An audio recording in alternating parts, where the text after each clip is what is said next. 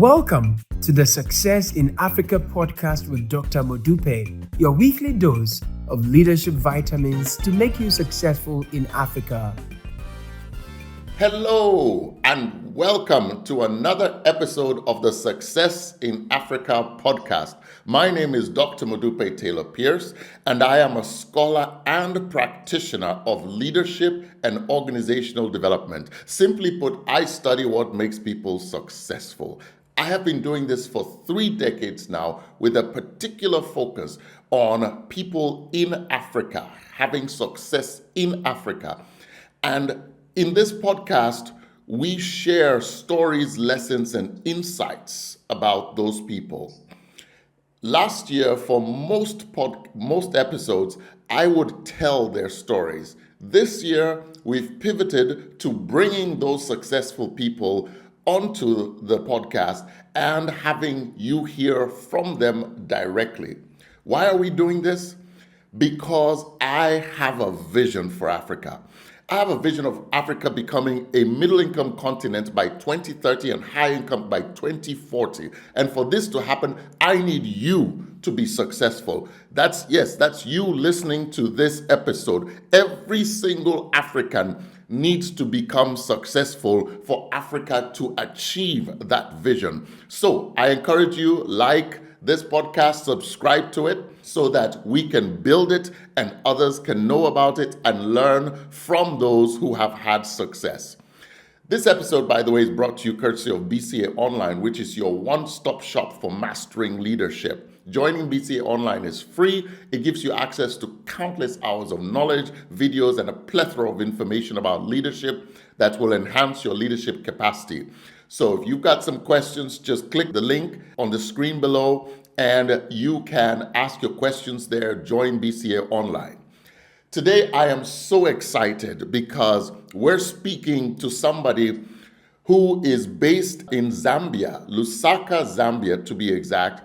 And this person is synonymous with success in real estate. She is a household name in Zambia, but she has had an impact not only in Zambia, but also in Kenya. She's the owner of Palm Golding Properties in Zambia. And I welcome to this podcast, Miss Inutu Zaloumis. Inutu, you are welcome to this podcast. Thank you so much, Modupe. Good to see you again and good to hear your voice. It's great to be here. Thank you so much. So let's jump right into, tell us a bit about the business as it is today.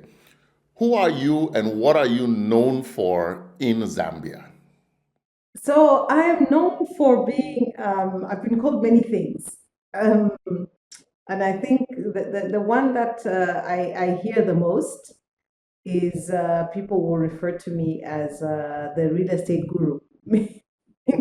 I'm like the genie in the bottle. You want to know something about real estate, you speak to Inutu about it. If you're doing a development, if you're doing a project, get her insights on it, and she will be. So that's what I'm mostly known for. And also having established Palm Golding in Zambia and built it to what it is today, a household brand name. So my name and Palm Golding kind of like go hand in hand when it comes to who I'm known for. So yes, when people come to Palm Golding, they ask, where is Inutu?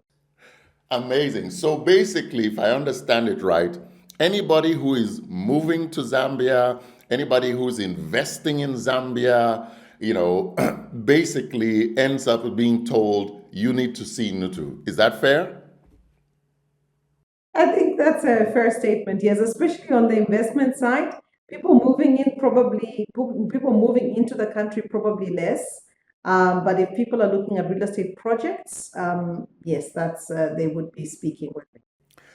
Now, how did you get to this level of, shall we say, prominence in this business? I mean, I presume you don't just sort of wake up, put up a shingle, and all of a sudden everybody calls your name. How did this happen?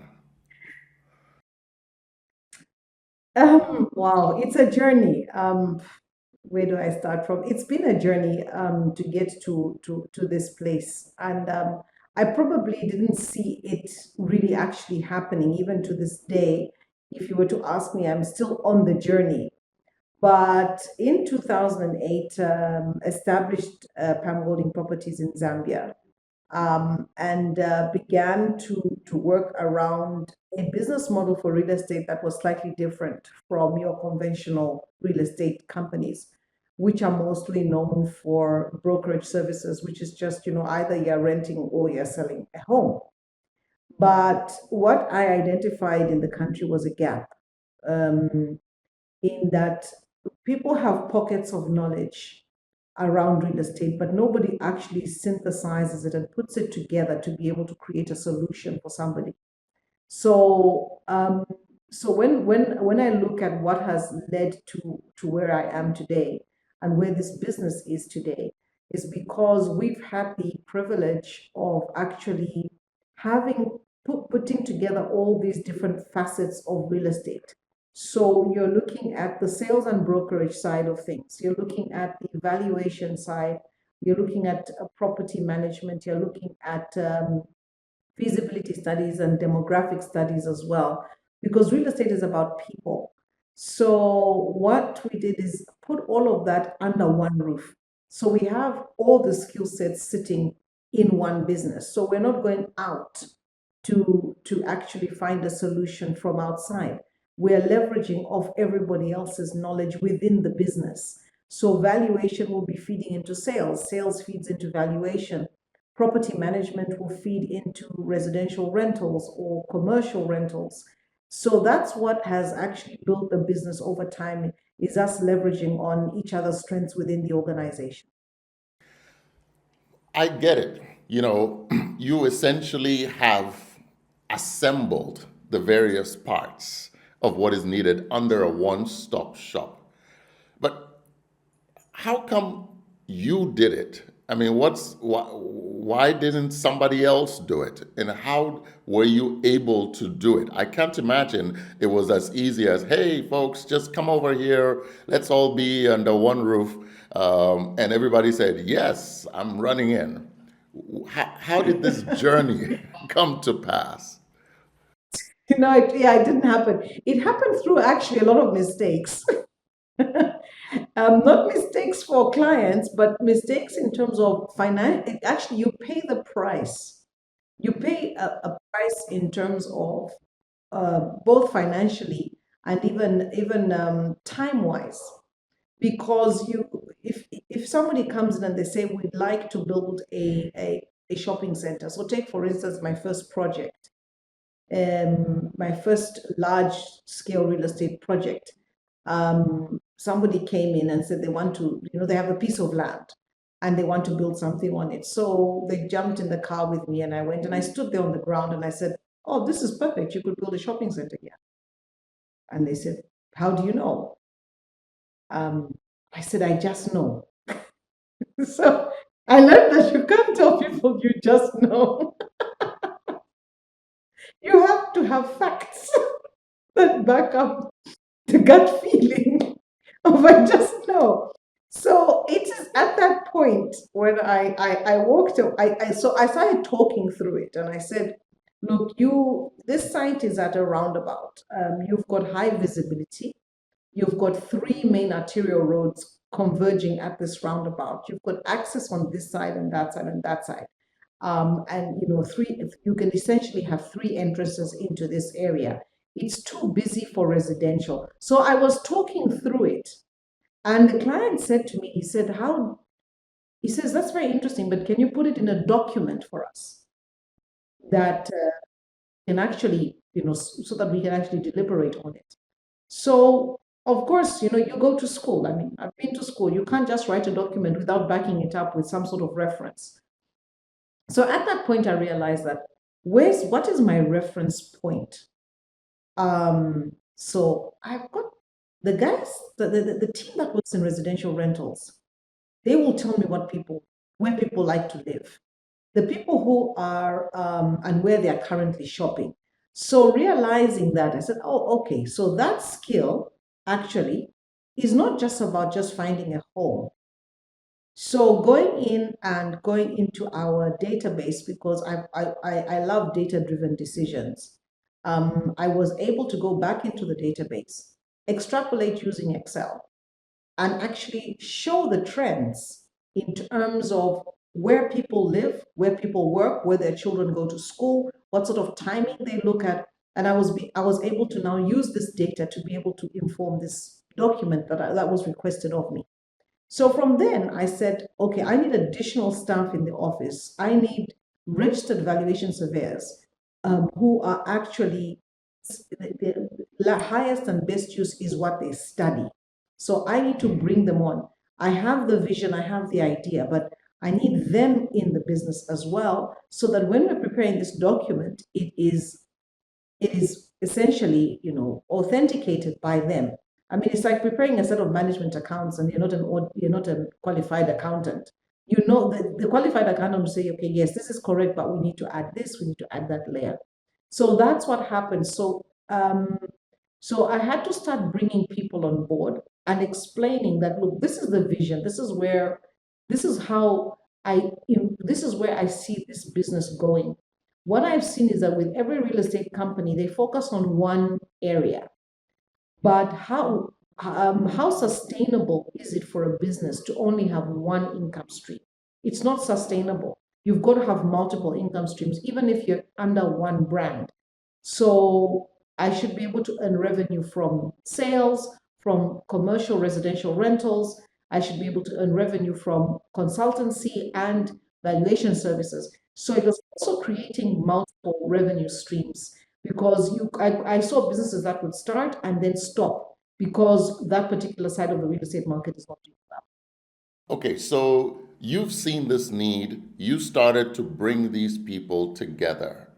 Okay, when did or how did the investors get to the point of believing that what you were giving them was something they couldn't get elsewhere? Probably maybe conversations with other people in the industry. I think that's probably one area where they could only get one side or one perspective. I also think that when you work with a developer on a project and it's actually successful, that project now begins to speak for you. So this particular project was successful. It's a shopping center which we still manage to this day. And the anchor tenant was Pick and Pay. It was the first Pick and Pay store in the country. So of course they had first mover advantage. And we put in Pick and Pay into that mall. The developer didn't have Pick and Pay at the time. They were talking to their competitor, but Pick and Pay, purely by chance, call it chance, serendipity, divine intervention, walked past the door of my office, and I always have lunch at the office.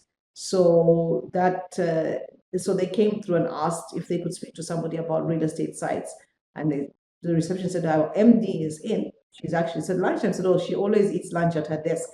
So that's when I get to read the newspaper and do all those other things. So I've always enjoyed lunch at my desk. I don't know, maybe boarding school did that to me. But yes, so that project then spoke for me, and referrals. So, in any business, if a client has confidence in you, they will refer other people. They will have conversations. We don't have thousands of developers. The real estate development pool in Zambia, in Africa, is very small. It is very small. So that project spoke well. It was a success. It is a success even today. It's gone through its teething problems, as with any development over time. We need to, reorder things, rethink, re-strategize, reposition. So that's what I believe helped, was actually the success of the projects and the projects that we've been associated with. Okay, so what I'm gathering so far is a number of things. Number one, you saw a need, okay? And number two, you learned that data is important and data-driven decisions are important for your clients. And number three, you pooled together the resources so that you could provide all of that data and really fulfill the need for your clients. And number four, you made sure that your clients got the best quality service so that they would be, in a sense, your advertisers. Is that fair? Did I capture this correctly? Yes, you did. You captured it perfectly. Yes, that sums it up perfectly. Amazing. These are some powerful lessons, ladies and gentlemen, and listeners and watchers, because when you're building your business, Inutu started with recognizing what was the need, and that's how she differentiated herself and got into then building towards that need. Fantastic. Absolutely fantastic. Tomorrow belongs to those people who prepare for it today. See you next week.